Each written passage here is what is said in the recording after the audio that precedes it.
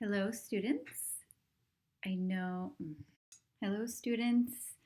It's Mrs. Sharon here, your hands-on math teacher, attempting to do our first virtual class. So thank you for your patience with me as we all kind of learn how to do this together. I know that this is a different time, and I just really wanted to still provide math services for you during this time while you're at home with your families. I pray you're enjoying that and you're just getting some time to relax and refresh and connect as a family. And hopefully, this will help you continue to grow in your math skills and just stay fresh so that when we come back together, which I'm hoping will be in May, we can hit the ground running to finish up the journey session. Again, thank you for your patience with me and with all of the journey teachers as we really try to still provide for your kids during this time and for you students during this time. So I miss you all, and I'm looking forward to when we can be back together again. I sent out an email last week about a online communication tool for students and teachers called Edmodo. You can download the app on your smartphone. It's EDMODO, or you can go to edmodo.com and you set up a student account for students and a parent account for parents so that I can communicate, answer questions, post links, and engage students. I can do quizzes. There's tons of things we can do on Edmodo. So if you would kindly, if you can, join edmodo.com, and after you've set up your account, you're going to be asked to enter a code. Our code is 6HXSXK, and that's at edmodo.com or the Edmodo app. And that is a way that I can further engage your kids during this time. I'll be posting during the week just different activities to help keep them busy and fresh. Students keep you busy and fresh, and quizzes and reinforcement stuff. So we'll actually be doing more than our hour a week together, and I hope that's a service that will help you guys. Each week I will be posting a video on YouTube, and so what I'll do is I will send out an email to you with instructions for supplies to gather before we get started, and for what you'll need, pens, papers, pencils, whatever it is, and then I will be doing the instructional part and posting any or sending out any files that you need for worksheets and reinforcement materials. First thing we're going to do today is we are going to start with a little bit of reinforcement from what we did on our last meeting, which was in the beginning of March. We will be talking again about comparing fractions. So last meeting we talked about the greater than, the less than, and the equal to symbols, but then also how do you quickly check which fraction is bigger if we're comparing. So here we go. All right, so just another refresher. Remember that a fraction is just a part of a whole, okay? The two parts of the fraction are the numerator, which is the top number, and the denominator, which is the bottom number. And sometimes we look at fractions when we're comparing them, and when we see larger numbers, we think that that fraction will be bigger because in our minds, we always think of larger numbers as bigger. Remember that our denominator tells us how many parts a whole is being cut into. So for an example, if we were looking at 2/5, we would be saying that your candy bar is broken or cut up into 5 pieces, and your brother stole 2 of those pieces from you. So he stole 2/5 of your candy bar.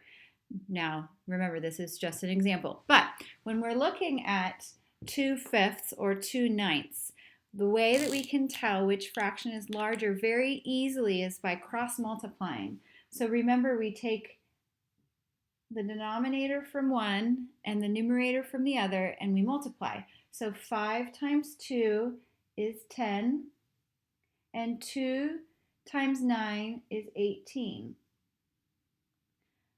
Which number is larger?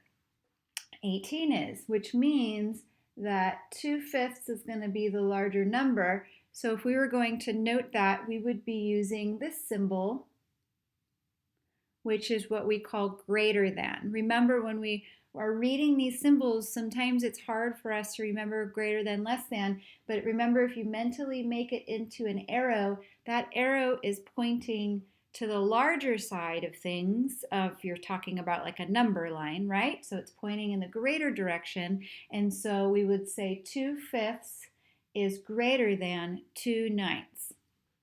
Now this one was tricky because the 9 maybe would make us think that it was a larger number, a larger fraction, but it's actually, remember, being cut into 9 parts. So if your candy bar is being cut into 5 parts and your brother steals 2, you still have 3 of those 5 parts, right? But if your candy bar is broken into 9 parts, that's a lot of parts to break a candy bar into, right? And so if he only takes 2, that's not quite as much.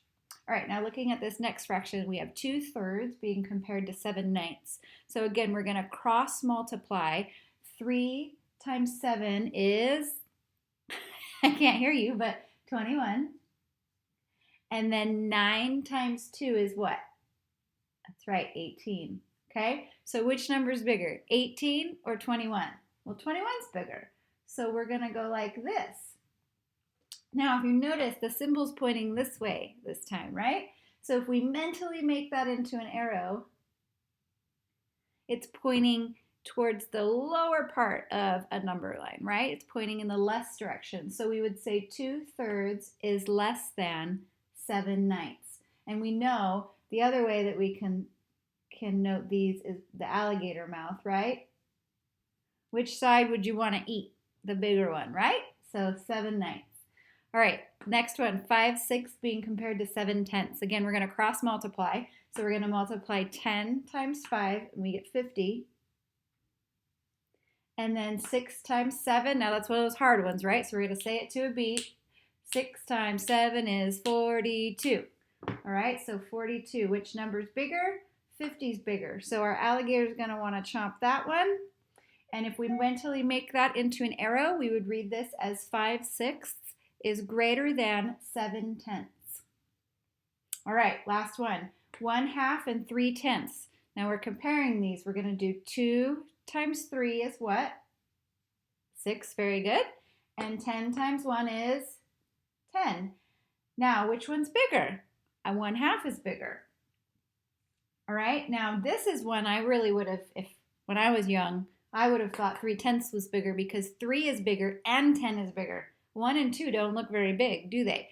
But it's saying that your candy bar is only being broken into 2 parts, whereas this one, your candy bar is being broken into 10 parts. This one, you have 1 of those 2. This, you have 3 of those 10. So this one is bigger. So we would read this as 1/2 is greater than 3/10. So next, we're going to be talking about lines. So you would think that lines would be pretty simple, right? Because it's just a line. But within the idea of the line, there are some different vocabulary words and some different definitions and attributes that we need to know. And this is just some basic geometry that you're getting into, which you will see in your pre-algebra curriculums, and you will see pretty much for the rest of your math career moving on, okay? So a line is defined as an infinite. It goes on forever. So when we're talking about lines, we draw ourselves a line and it gets arrows on each side, okay? And what that means is that we don't know the beginning or the end. It is infinite. It goes on forever, okay?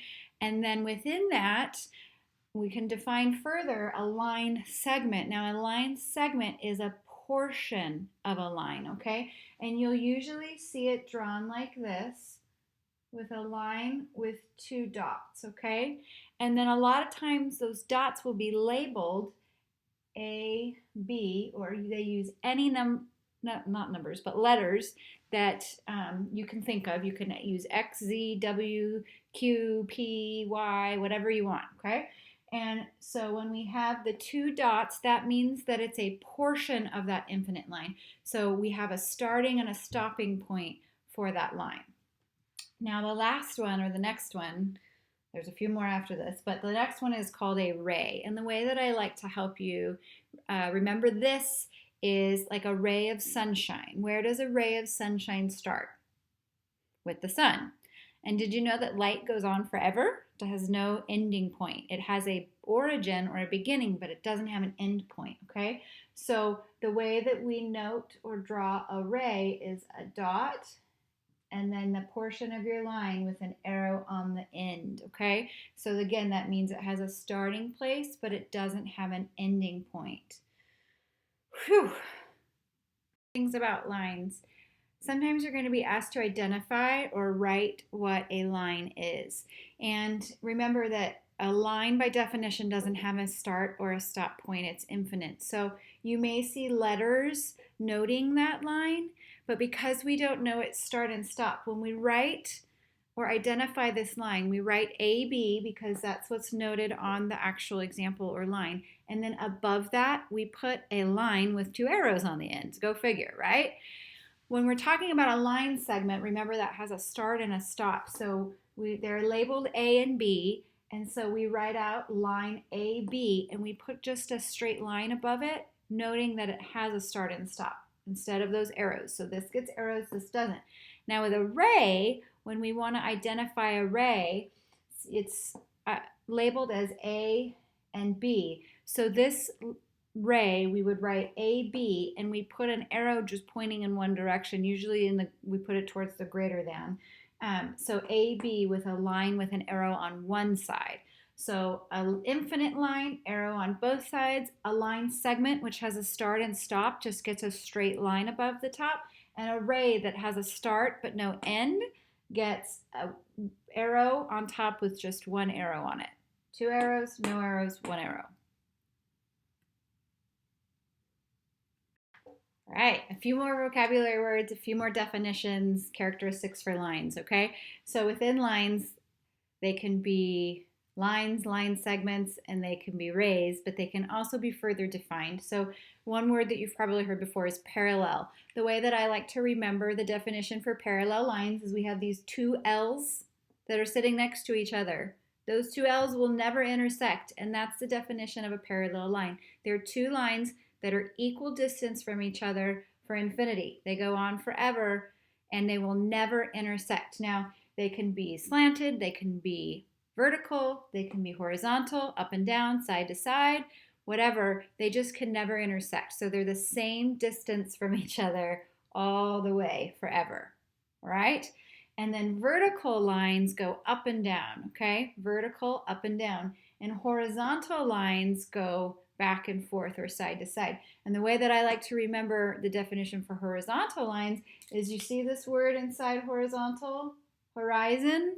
Okay, the horizon is where you're sitting at the beach on a nice sunny day and you're looking out at the water and you can see the water and then the sun. We call that the horizon line, okay? That's where we look out to where the earth meets the sky or the sky meets the sea, and that's the horizon, and we always see it going back and forth, right? If you're seeing the horizon going this way, there's something wrong. Maybe you're laying on your side or in space, who knows? But the horizon will always be going back and forth.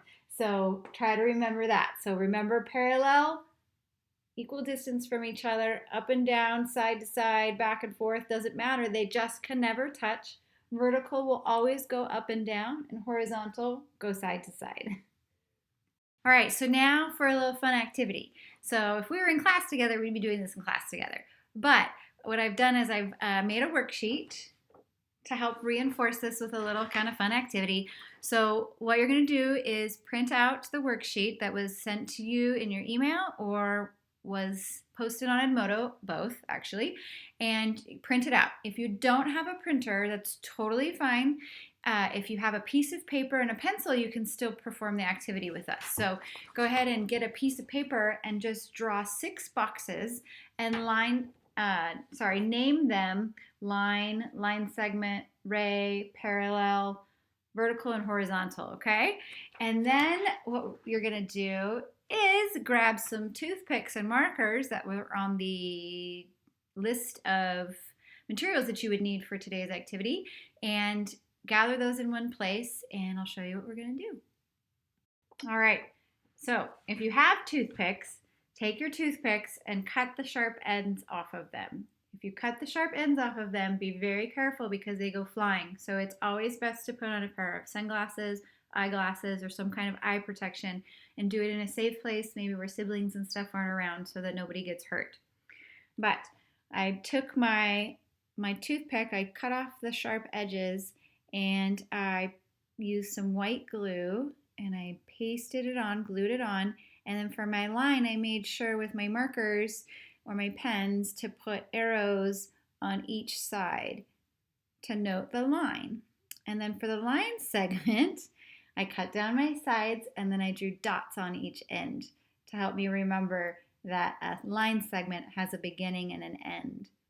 For the ray, I cut it down and I put a dot on one side and an arrow on the other, noting the start and no end. And then I cut 2 lines down and I pasted them as well as I could to be equidistant apart to help me remember that the parallel lines run next to each other forever and they don't intersect. And then here's my vertical line that's going up and down, and my horizontal line that's going back and forth, or like with the horizon, okay? Right, so that's our lesson and activity for today. Remember, tomorrow I will be posting another reinforcement worksheet for you guys to work on that comparing fractions concept that we reviewed at the beginning of class.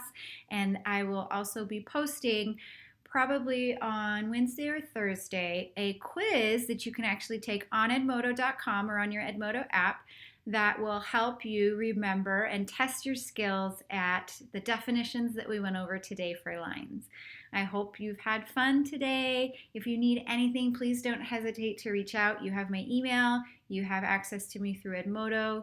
You can text me. My phone number is on all of the email communications that I send out.